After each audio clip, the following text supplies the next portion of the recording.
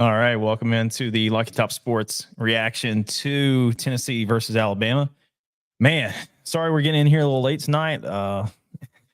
Being a new father, not a first time father, but a new father is sometimes a bit challenging between feeding cycles. So, uh, for all the listeners and people out there, I'm sorry about that. We're getting in here a little late, but hey, man, what a win tonight.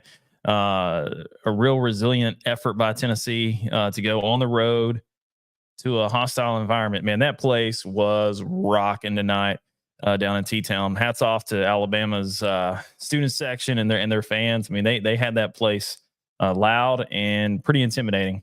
So, without further ado, let's kind of jump into it, Andrew. Man, I mean, it wasn't the prettiest game that we've played, but man, it was at the end very, very beautiful.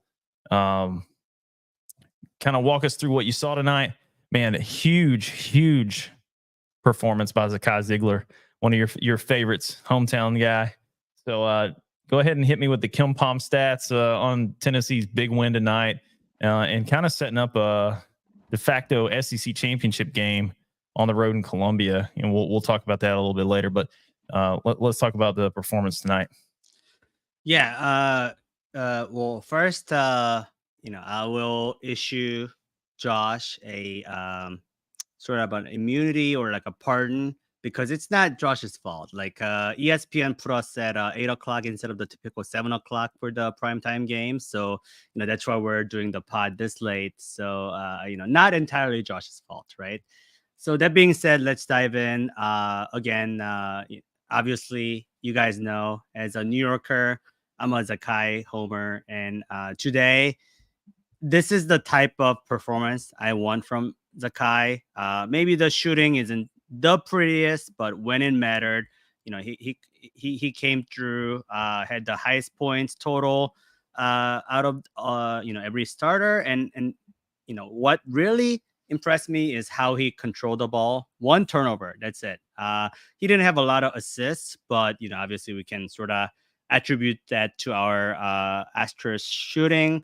That being said, just taking care of the ball again, like when you play a team like Alabama, you cannot let them have more possessions. You have to control the clock, control the tempo.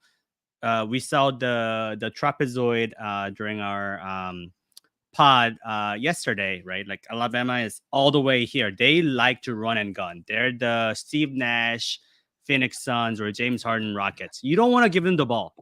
You don't want to give them the ball. Just slow it down. And the worst thing you could do is giving them free possessions by having careless turnovers. And I thought on the road, as Josh mentioned, rocking stadium, Alabama brought it.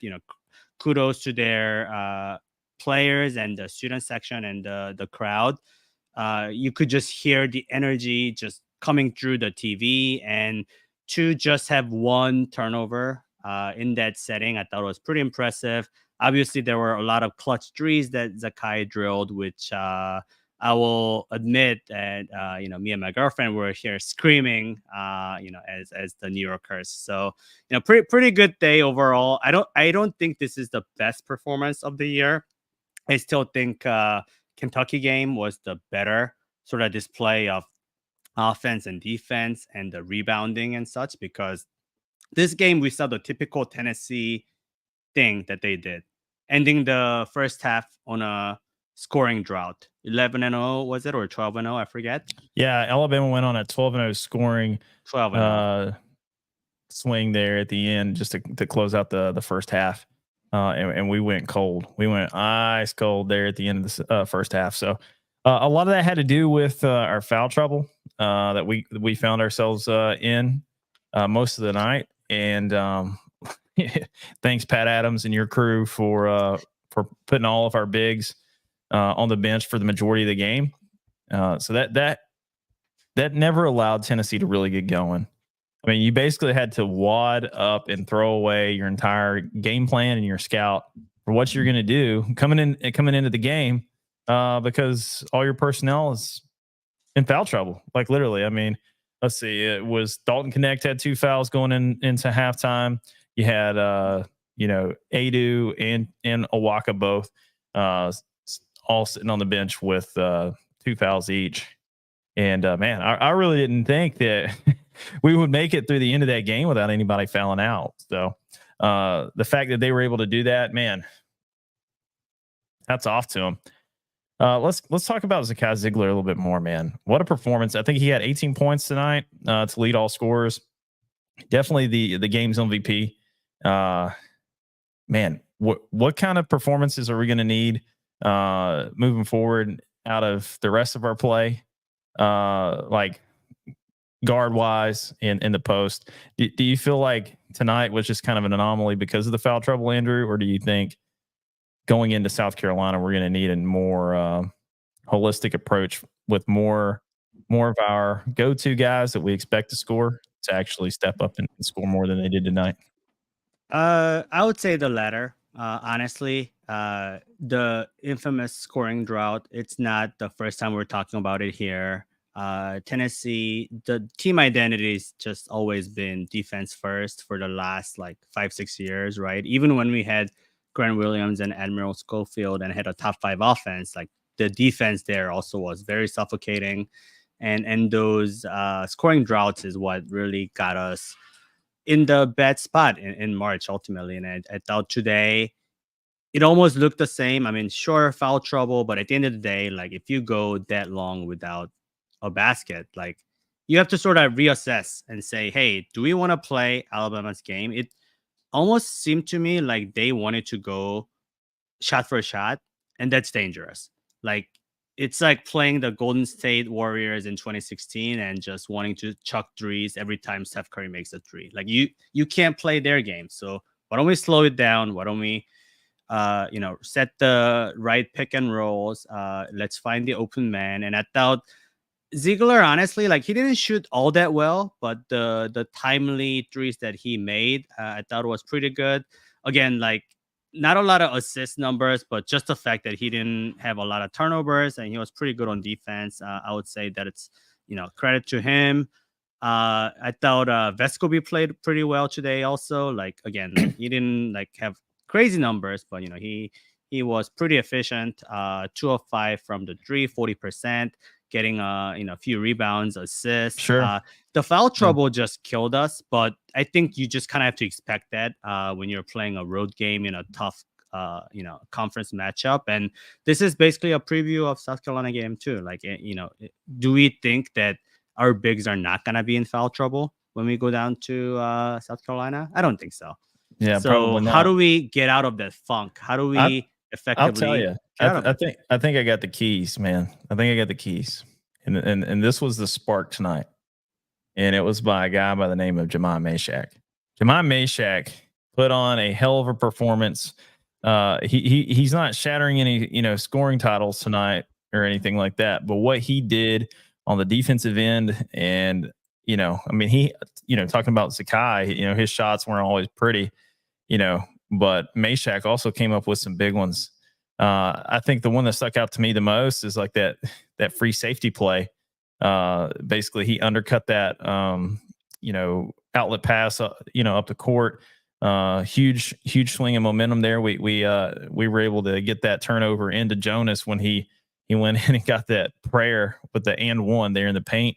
And really from there, we kind of stacked on Bama there and just kept rolling, all pun intended, rolling all over the tide there toward the end of the game.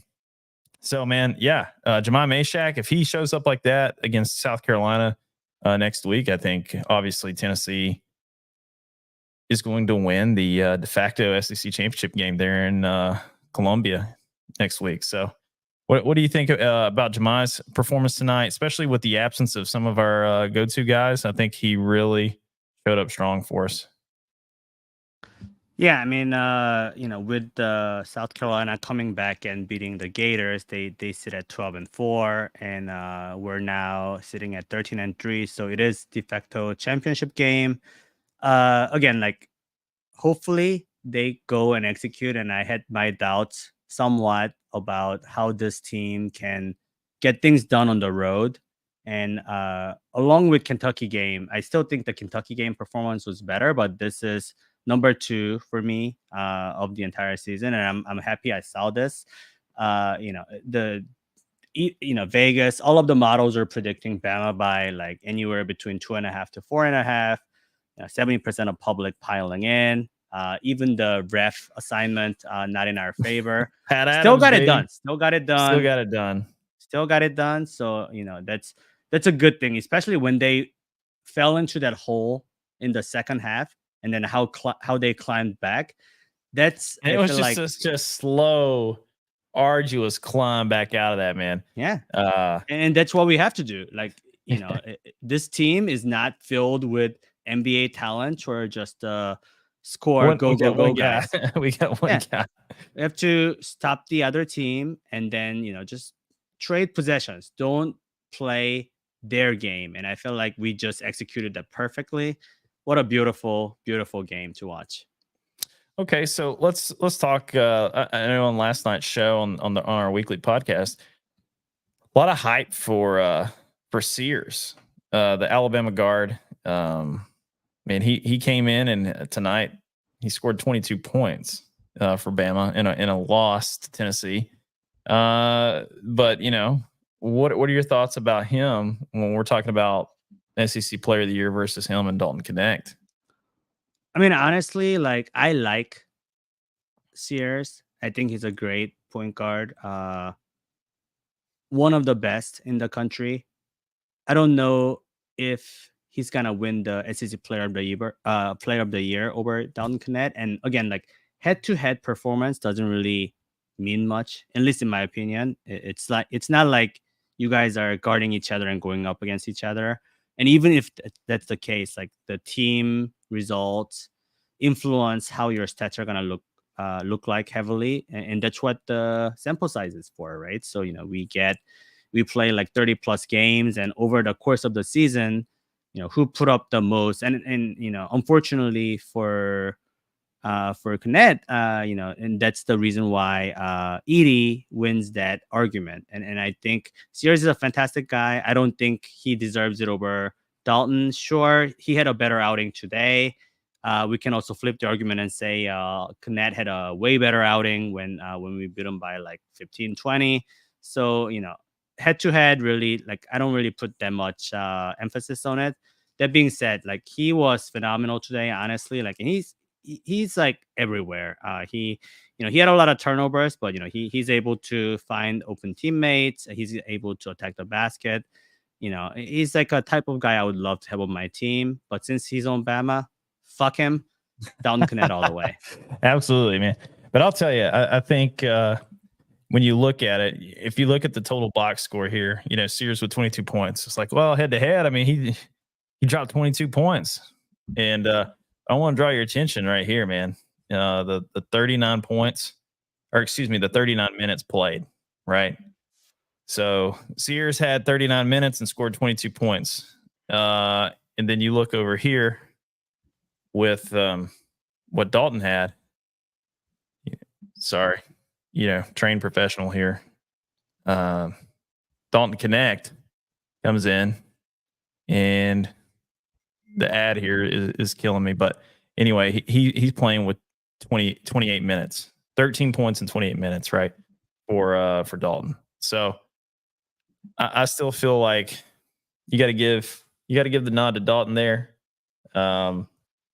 He means more to his team, and I think he means more to the league this year overall. So yeah, I just always thought head to head is just kind of stupid because it doesn't really always fully show what your role is. It's just one game, right? And also Sure. like the depending on what kind of defensive scheme your coach is running, like you may not be guarding each other. I don't know. I mean, it's always like gets the talking heads going, but I've always felt like head to head performances doesn't really mean anything. It's kind of like talking about like Peyton versus Brady, or like all of those. I mean, it gets people going, sure, but at the end of the day, stats, sure, sometimes you perform better, but you're not really like playing against each other. And does it matter? Not really. I mean, basketball, at least in terms of that, I think it's better than football because like you have more of a sample size. And that's why we look at the body of work and the whole season. That's why like just because like A&M beat Tennessee, A&M, do they deserve to go to the dance because they beat a top 4 team? No, because every other game they sucked, and they're probably not gonna make the dance, right? So that's, in my opinion, body of work matters. If that matters for the tournament, why does it not matter for player evaluation? Yeah, no, I completely agree with that, man. Head to head, I think you hit the nail on the head, all pun intended. but no, seriously, Dalton's far and away, I think, at this point, claimed the SEC Player of the Year, and hopefully, based on the next 2 games, we can run the table. He has some good performances. What do you think it's going to take for him to even get close to sniffing National Player of the Year for these last 2 games? What's he going to have to get? Not going to. It's over. They keep trying to plug. But all right. I'm just being realistic. I think at this point, the statistical gap is there, and whether that's fair or not, we can debate here all day. But again, MVP, Player of the Year, those things never really indicated who the best player is. And like you said, you believe he's the best player right now in college basketball, and I think a lot of people would agree with you. I think he is also, but I cannot sit here and discount, the work that Zach Edey's put in to get the good numbers. Like, whether we hate his game or not, like, hey, he knows that he's 7'4". He knows he has to be around the post, dunk it, rebound. He plays as such. You can't be mad at it, right? It's like James Harden, man. Like, I don't like James Harden. I'm probably like one of the biggest James Harden hater you're ever gonna see, or Joel Embiid. But hey, if everyone was able to take advantage of the rules and the soft foul calling, everybody would. Like, why wouldn't you? Why wouldn't you want to shoot free throws 12 times a game and average 33 points a game? But not everybody can do that. So out of the 7-3 guys, like, how many people can hit free throws as consistently as Zach Edey? Obviously, will that transfer to the NBA level where everybody's taller, stronger, faster, and jumped higher? I don't know. I don't think so, but possible. Who knows? Unlikely. But that being said, right now he is, making his mark, and I think it's almost too late for DK to unfortunately get it. But that being said, he's definitely getting the All-American first team, no doubt. Well, it's enough to get his jersey retired. He's definitely getting the rafters. Yeah, he's definitely getting the All-American treatment tonight too. And this is the reason why I kind of brought up like Player of the Year. I mean, he's just playing an amazing style of basketball this year. Always great performances, but tonight, the double team that he demanded is what really I think was the key for Tennessee tonight. 7 guys on Tennessee's roster scored 8 points or more. Right. We scored 17 points off 12 turnovers. They scored 9 points off our 6 turnovers. +8 with a 7-point margin of victory. You know what I'm saying? And all that, came from the action that was needed and required to stop our stud. So hats off again. DK hurting him in a lot of different ways, even though he was in foul trouble a lot tonight. Didn't have the scoring performance that we're used to seeing, but he still affected the game in so many different levels. So and I like seeing that. Yeah. So let's turn the page here a little bit. Man, it's kind of hard for me to want to bring this clown back on. I'm debating really hard on what I want to do here. But it is set up. Again, we've talked about it a lot tonight. The de facto SEC championship game this week in Columbia, South Carolina. So I'm going to bring him in. Chase Cox, the guy also known as Sir Big Spur, coming in. Chase, your Gamecocks beat the Gators today, man. Huge performance by you guys. I just wanted to give you a definite that a boy, and congratulations on that. You worked yourself into the SEC championship game against Tennessee Vols. Let me get your thoughts on your performance today, And then also what you guys are going to be getting yourself into against Tennessee when we come into Columbia next week. Well, I don't know if you guys got to watch the actual game today with us, but it started out, it looked like for this season, it looked like a Carolina blowout at the beginning. Usually whenever we start the game and we're able to get 10, 12 points ahead in the score in the first, usually this year we've rode that out pretty well. But Florida battled back. We checked into a couple different defenses today, and I don't know if that was Lamont Paris just kind of checking stuff out. Everybody on the roster is healthy and rolling now. So there's no more of the random game where this week we beat a team by 20 and then we lose by 1 the next week because this guy has got a shoulder injury, the other guy's got a knee injury. Like, everybody's healthy. So I was watching that close today, and the team looked right. But it was like we would get up on Florida, and then we would check into 2 or 3 different defenses. Went from a 1-3-1, and then we would go to man-to-man, and then we draw back in the zone, and we go man-to-man.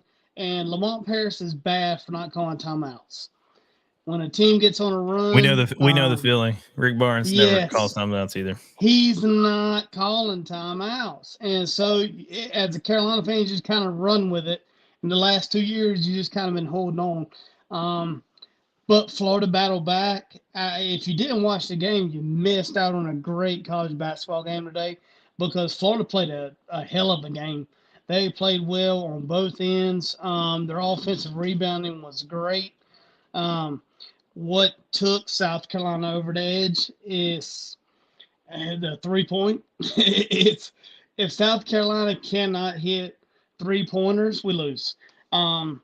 They started hitting threes. Michi come in and Michi done a hell of a job shooting, driving inside, and what's really separating Michi this year from any other time is even when he comes in, he's not being selfish and taking a shot. He's distributing it out. And that showed in the last 10 games. And Cooper, he's setting it up. PJ Mack, all these guys, we got freshmen that are coming out and just shooting lights out. So that was a hell of a game, but for South Carolina, for it to even be close, I think it was almost because Lamont Paris is getting ready for the SEC tournament, and he's testing a couple of different defenses.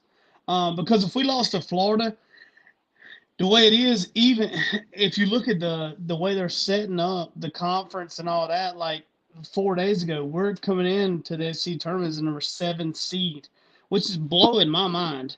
But I think he was sitting there looking. He's like, I ain't got nothing to lose. I'm going to test it out. I'm going to see what we got because Florida has a good offense and a good defense this year. They're not top, but they're still top 25 team in the country. So let's test some stuff out, and they did. And South Carolina still was able to grind it out. If you watch it, it's like any other South Carolina game, man. They grind it out. They grind it out to the very end. And that was a fun game to watch today. That was a really fun game to watch. Yeah, so I mean, South Carolina, they put it on the Gators today, man. When we beat Florida back during the freeze out or the big winter storm that we had, they hit the East Coast. When we beat them, I think we beat them by what, 30, Andrew? Was something like 30 points? We slaughtered them. Yes. So when we did that, we broke them, but we broke them in a good way. We made them a good team. Yes, y'all did. Like, I don't know how we did that, but we fixed whatever was stupid with Florida, and they fixed themselves. So shout out to my friends down in Gainesville for the assist there. But yeah, man, great performance. But let's get down to the brass tacks. Andy, I want you to grill this man. I want you to ask him the hard questions about this week coming up, Tennessee and South Carolina. get his thoughts. Who's going to win?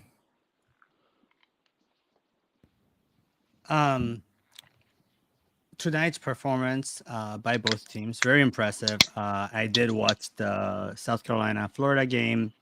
Very exciting. A lot of the lead changes, the grind, and ultimately, I do think a little bit of my homerism playing a factor here. I'm just gonna pick Tennessee to win. But that being said, I think we talked about the spread before on the last pod on our regular schedule, right? And we thought if they beat Bama, the consensus was that it was gonna be around Tennessee, anywhere between like 3 to 6, -3 and 3 to 6. So I can definitely see that coming, especially now that we beat Bama on their home court comparably. That Tennessee is gonna be the favorite by probably like 4.5 or so. If I have to make a choice there, I'll probably take South Carolina to cover, but Tennessee wins. Probably by like 2-3 points or so. That just seems right. Also, like we talked about how South Carolina just always covers. I think I mentioned they're like 70 something percent, and they were like 21-8 or something. But so now, adding another win there, they continue their covering streak. Pretty impressive. So honestly, I'll probably stay away. But if I had to pick a side, I'll probably take South Carolina to cover. But that being said, give me the Vols, give me the team that's clicking. Hey, and let's go. Contrary to what we all thought, like Dalton Connect gonna come out and just drop 30-40 on them, and that's the only thing. It was exactly the opposite. Everybody contributed, and we were able to get a balanced attack going, especially on the defensive end. Like defense was phenomenal. Again, as I mentioned during our regular pod, Alabama is the number one offense in the country, and we were able to, at least at times, like you can't just shut down great offense all the time, but at least from time to time we did just enough to shut them down to win. And I really liked what I've seen. I felt like I've had a lot of doubts about Tennessee on the road. We really struggled, but tonight's performance, along with the performance versus Kentucky, now I feel like they're getting into the groove. They're a veteran team, and you kind of expected / wish this would happen earlier because as Josh likes to dog on JJJ, like guy's a senior. We have Santiago senior, Zakai junior. Like these guys should already know what it's like to go into these rough conference games and grind it out. And I feel like we were missing that in the early half of the season, and I feel like now we're finally seeing that grit. So I'm happy to see that. Yeah, and I hope. And not for nothing. Those guys that you just mentioned, those are program guys. They've been around for a long time, and I really want to see this season pay off for them. Right? I mean, they were drawing up plays during timeouts.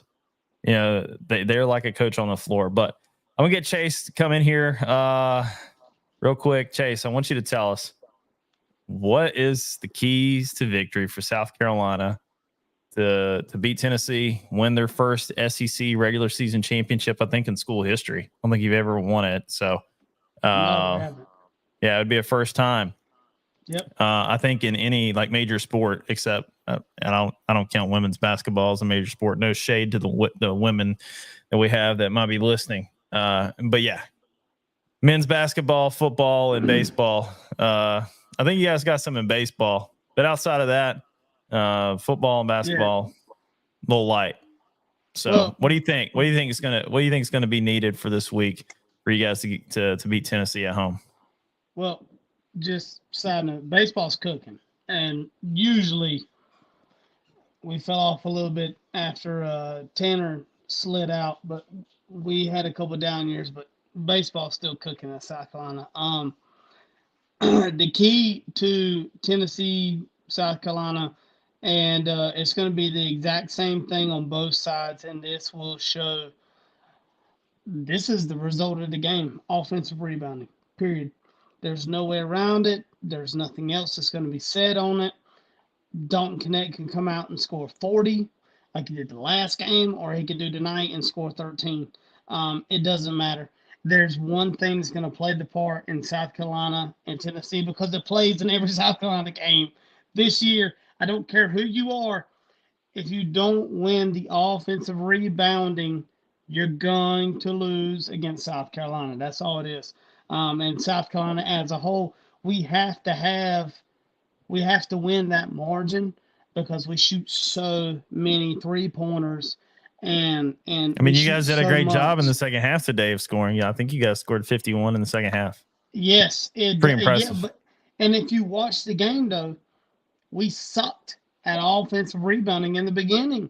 And it was like we'd get a timeout and then they would get scrappy for about 3 minutes. And it was like they just fell right back. But once again, like I said, it was like we were experimenting today. We were doing things we've never done the entire year. The way Lamont Paris was calling in different defenses, like we would run down and we would put up and say Mac would shoot a fade. All right.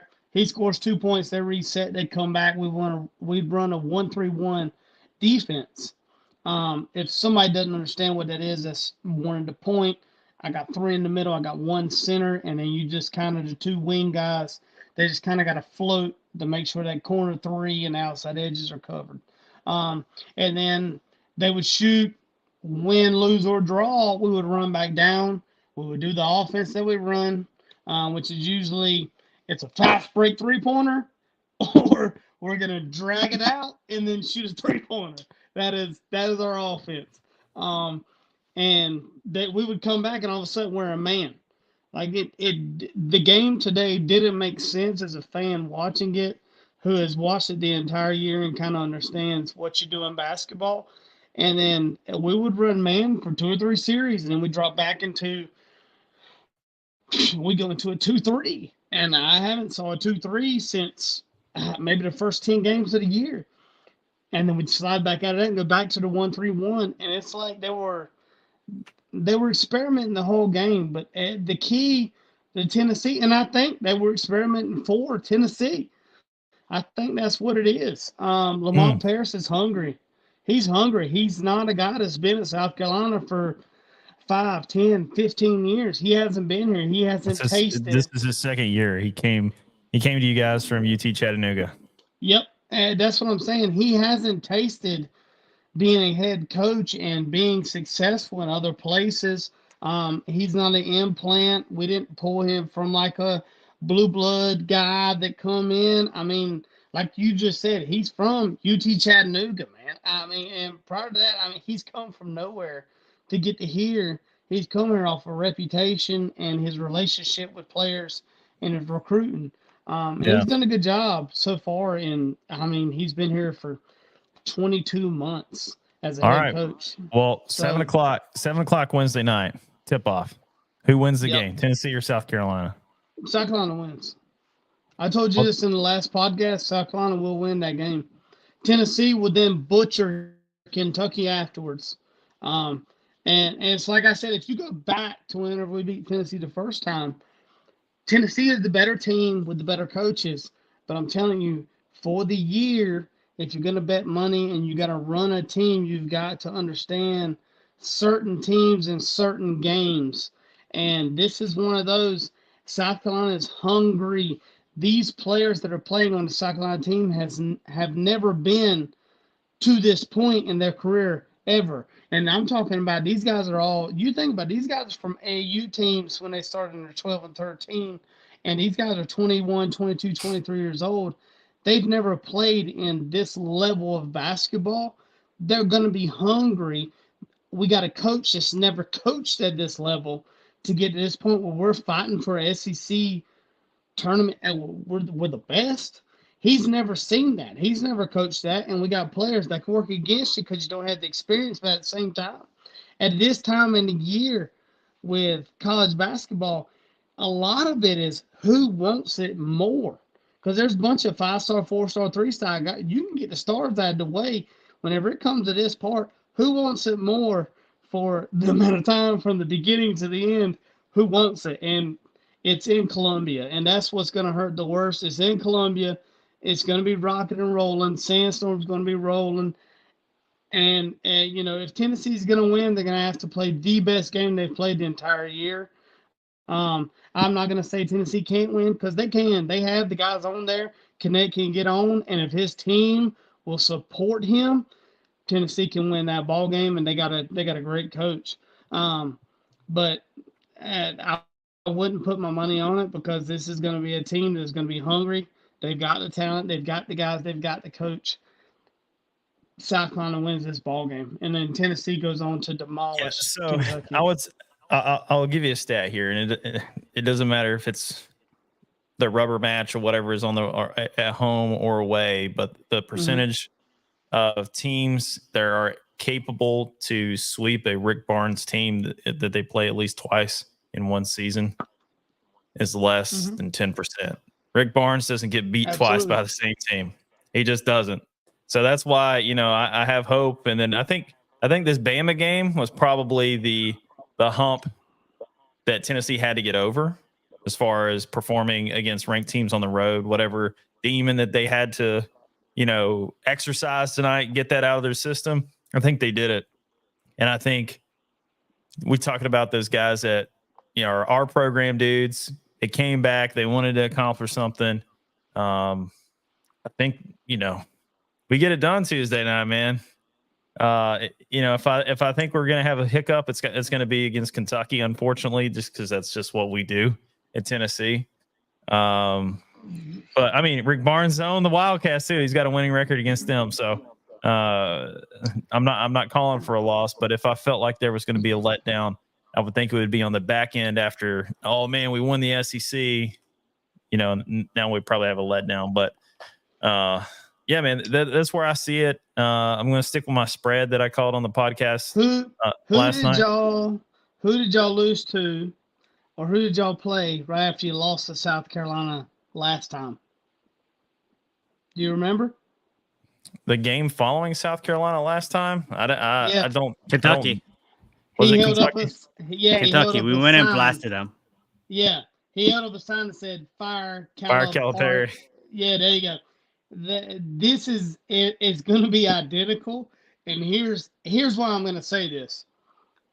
Tennessee and Kentucky is 10 times the rivalry that Tennessee South Carolina is. Sure. In basketball or football. I mean, that's your next door neighbor. No, we don't give a fuck about them in football, dude. At all. Well, you still want to make sure you smash them. You can say what you want to. Yeah. Listen, I mean, you still want to smash that team. I would actually agree. And beating Kentucky's ass. They're on the other side of the mountain.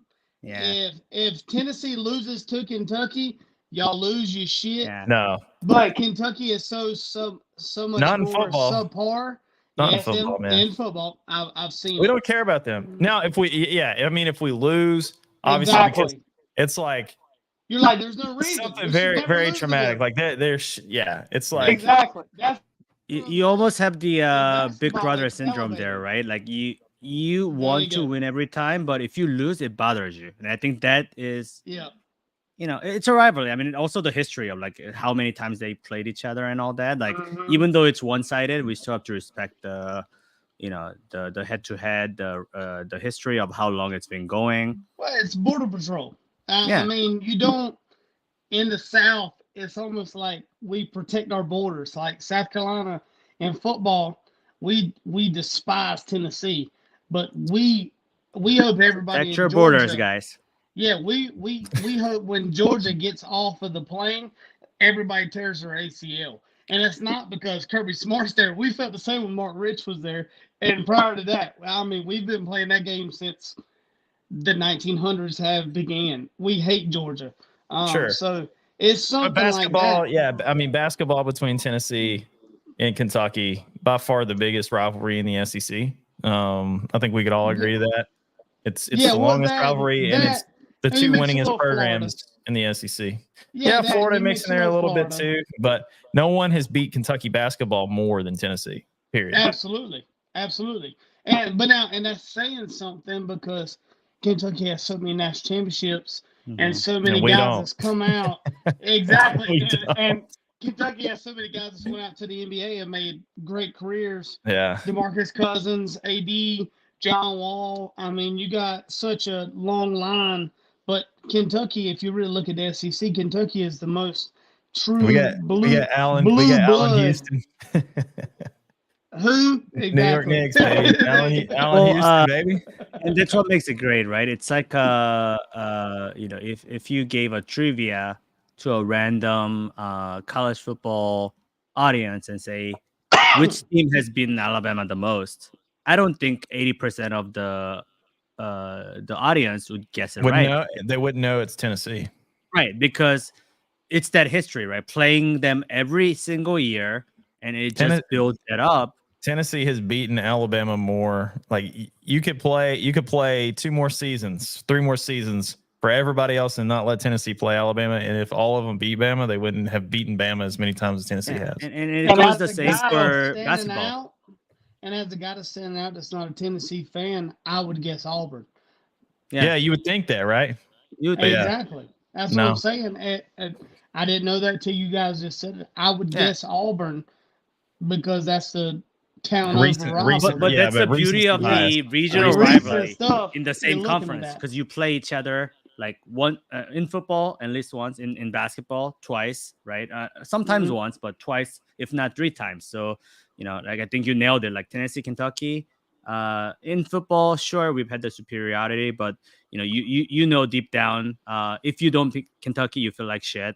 So that's at least like a formal rivalry. And then in basketball, like you said, they've had the most success against them. Well, Stoops has made Kentucky a little bit relevant in the SEC now. I mean, they usually win more than they lose, which is great for Kentucky football. I mean, gotta give him credit, right? Like he's working with a very limited resources. Leave Mark Stoops in place. Don't mess with Mark. Exactly, leave him there. But now, as an SEC fan, you still want the best coach possible at that school because you want more teams winning. You just don't want to win against you. You still want the most winning teams. Chase, but you see, this is where me and you differ. I don't give a fuck about the rest of the SEC at all. I do. I only care about BOLS right there, baby. That's all I care about. See, that's what Duke and North Carolina say in the ACC. And then they come out and their conference ACC used to be tough.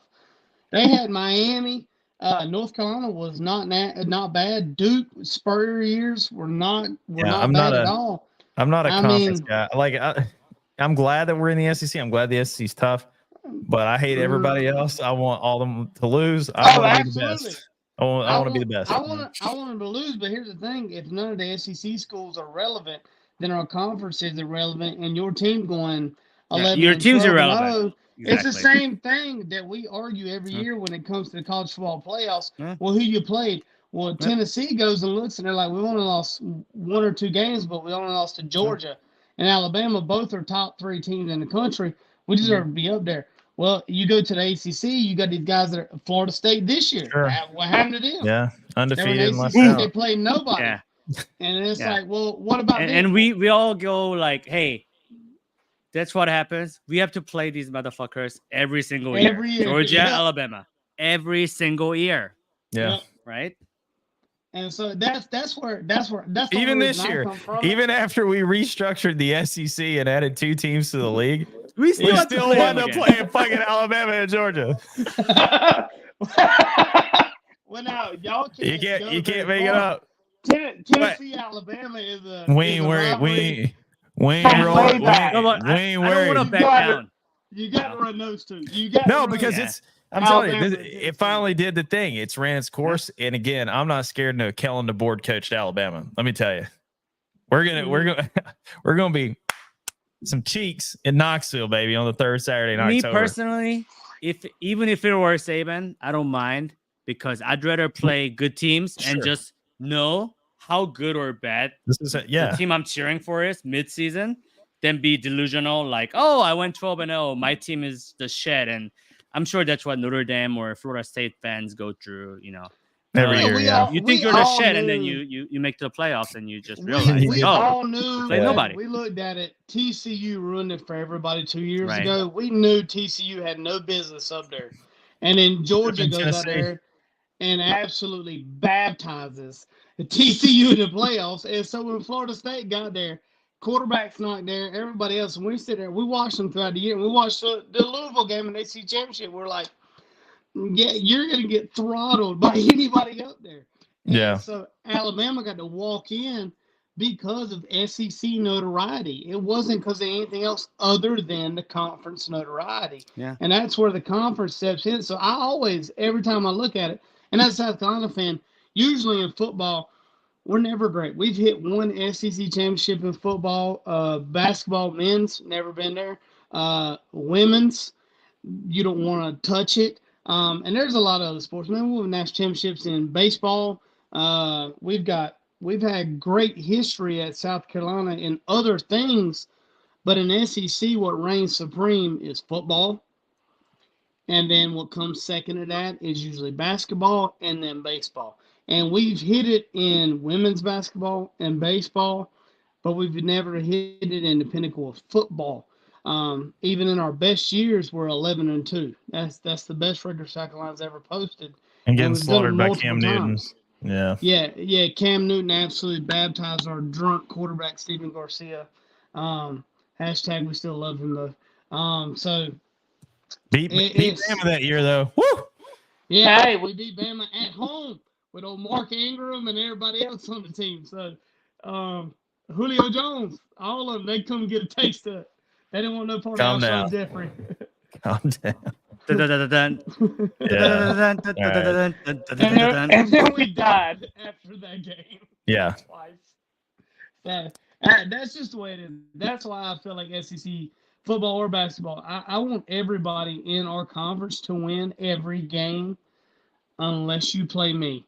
And I think as an SEC fan, that's what you should want. I want Alabama to beat everybody other than South Carolina. I want Tennessee to beat everybody. I hate Tennessee, but I want them to beat everybody until they play me. And then I want You I want like South us a Carolina little to bit. throttle them. You got a little bit of love for Tennessee, man, deep down. I don't. I wish that Dolly Parton would marry me. Don't tell my wife. But in all honesty, other than Conway Twitty and Dolly Parton, I ain't got shit for y'all. And so that's just how it is. That's crazy because you honeymoon over in Tennessee. You like Gatlinburg and Pigeon Forge. I love the mountains. That's rich. Now, that's rich. Yeah, Pigeon Forge is nothing more than our Myrtle Beach, but I do love it up there, just like everybody in the mountains wants to come to the beach for vacation. I mean, y'all come to our place. We just swap. Yeah, I'll tell you, man, everybody from East Tennessee, man, I'll tell you a lot. And Andrew can attest to this. Where would most kids go during high school for summer vacation? Myrtle Beach. Myrtle Beach. Myrtle Beach. Yeah. Hilton Head, baby. Hey, Club Kryptonite, RIP, baby. Hey, that's where I won the Tough Man competition. Club Kryptonite, baby. I was broke as I could get, and I was a month out from getting to the Army. And the economy was out in 2009. And I won the Tough Man competition. I won $1,700. And that's what floated me. That's funny. To get in the Army. Hey, this fella right here, Andrew Kim, he's been to Club Kryptonite quite a few times. So yeah, he's a member of the Crip Club down there in Myrtle Beach. That was the place to be back in the day, man. Yeah, I mean, hey, we all, as much as we like to make fun of it now that we're older and we have the hindsight, back in the days, yeah. Can't hate on that. Man. I'll be on that all day, straight up. If you want, you can find me. Hey, right there. I'm on it. On that Kryptonite. Don't get started because I'll do Outcast all night long. All right, so Chase, you gonna join us for the reaction after the beatdown? Absolutely, man. I would love to talk to some win, lose or draw. It's going down. Yeah, I don't run, bud. So I mean, all right. There will be no draw, and I'm gonna be honest with you, fellas. It's not gonna be good for you. But I will say this, man, and I want to make sure that we're all on the same page with that. Because last time we done this after South Carolina beat the shit out of Tennessee in old Rocky Top. Nobody was excited about anything, man. You know, life goes on, and I just want to make sure that everybody, when we get there, the SEC tournament's coming, March Madness is coming. We're both in. We're gonna get there, guys. So afterwards, let's all just, let's evaluate Tennessee for what they're gonna do to Kentucky afterwards, and what South Carolina's going to do in the tournament. Because I feel like South Carolina's going to do well in the SEC tournament. I don't know if we'll win it, but I think that we're going to do very well. And for a second-year coach, I think that everything we're doing after that is just butter. That's just icing on top of the season we had to be picked last in the SEC to win 4 SEC games 12 months ago. And to what we've done now, I think even the betting odds against South Carolina, man, we've it's also just been hard. there. Yeah, we've also been there. That's just hard to even get down. Say we lose to Tennessee. Still a good year. In all honesty, this is one of the best men's basketball years we've ever had. Now, we have Frank Martin prior to him. We had the year we went to the Final Four. But you didn't have the regular season success that year. We did not. That was just merely an aberration, honestly. It was. You just got hot at the right time. It was, and man, you see your random Cinderella teams every year in March Madness. That's all we were. It was like a George Mason team running it up to the Final Four, and then they finally get knocked out. That's what you saw with the Frank Martin tenure that year with the Final Four. But what I'm seeing this year is sustained success because I'm starting to see the same things every game. Not like a game here, a game there. We upset Tennessee when they were top 5 in the country, and all of a sudden we didn't lose to the Citadel. It's kind of it's been a sustained success the whole way up, and we'll lose a close game here and there, but still we're not beating teams by 20 points to begin with. It's always close, sustained, hard-fought wins. So either way, I'm not going to be down about it. I just don't want y'all to be down. We won't. We'll be fine.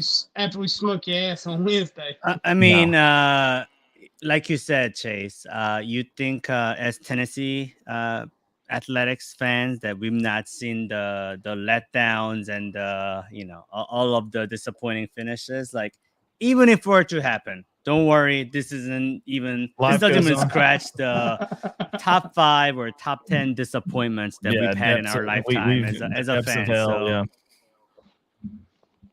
Oh yeah, but it won't happen. I've enjoyed it. It's not gonna happen. That Gamecock ass. That's right. Well, I think we're gonna wrap it up here, guys. I got to get back down to help with the baby and try to catch a couple hours of sleep. But hey, man, great performance again. Chase, to your Gamecocks, setting up a great matchup on Wednesday night. It's going to be probably one of the better college basketball games of the year, and look forward to it. And I look forward to the reaction that we're going to do afterwards. So for all the folks that have been coming in and watching us, please continue to do that. You can follow us on X, YouTube, Instagram, TikTok, all the platforms. So Mr. Sir Big Spur, Chase Cox up there for Andrew Kim, the man with the stats and the plan, and myself, Josh. This has been Lucky Top Sports. Appreciate y'all coming in. We'll see you guys Wednesday night. Go Big Orange. Yes, sir.